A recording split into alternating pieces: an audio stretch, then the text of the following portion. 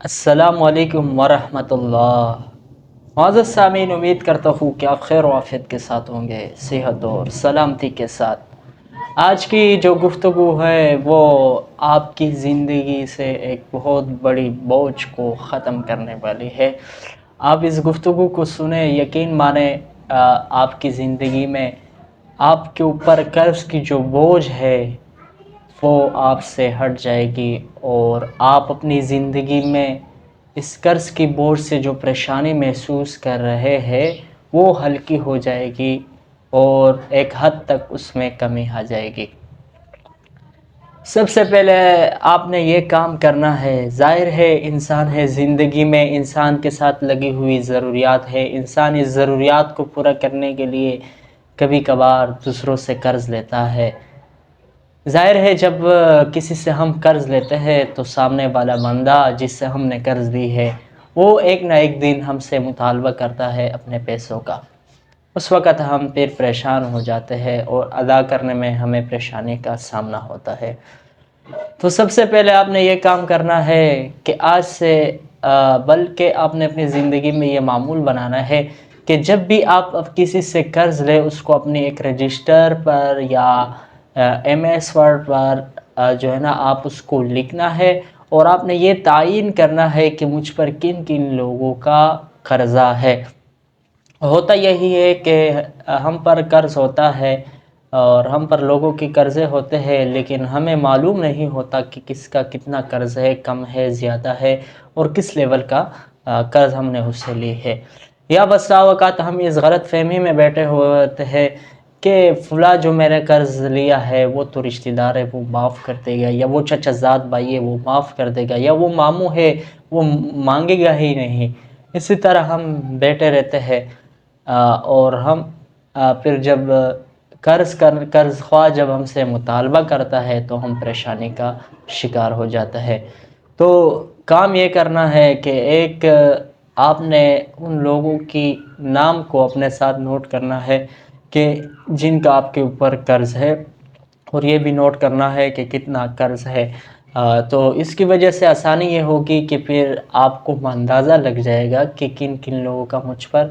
قرض ہے، پھر ادا کرنے میں آپ کو آسانی رہے گی۔ جب آپ اپنے پاس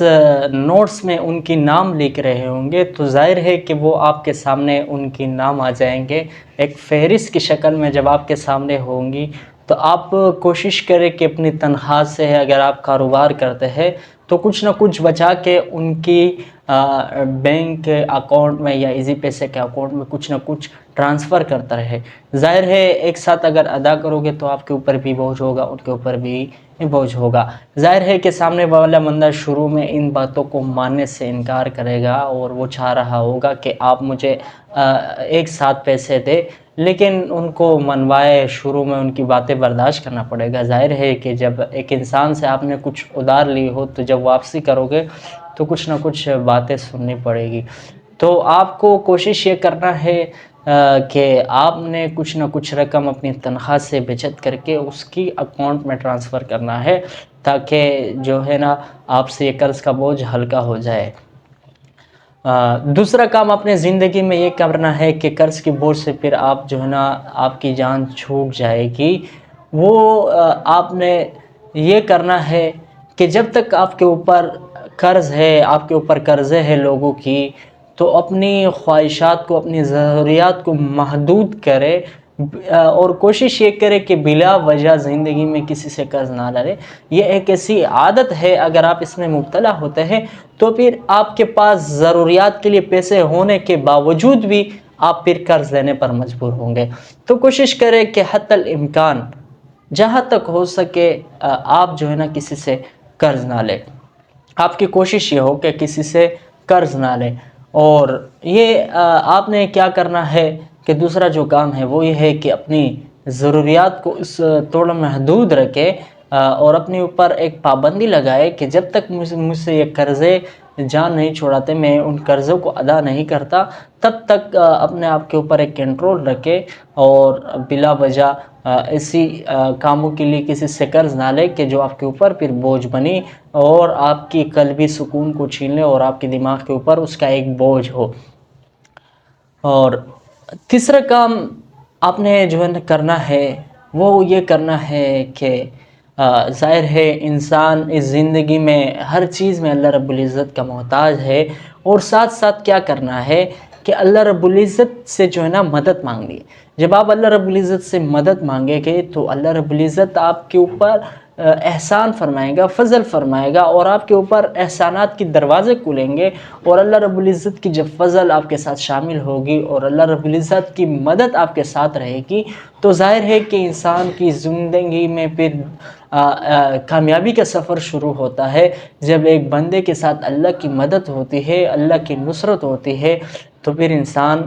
کے ساتھ کیا ہو جاتی ہے، اللہ کی جب مدد آ جاتی ہے تو انسان کی زندگی پھر کامیاب ہو جاتی ہے، اور انسان یہ زندگی کامیابی کی طرف گامزن ہوتی ہے۔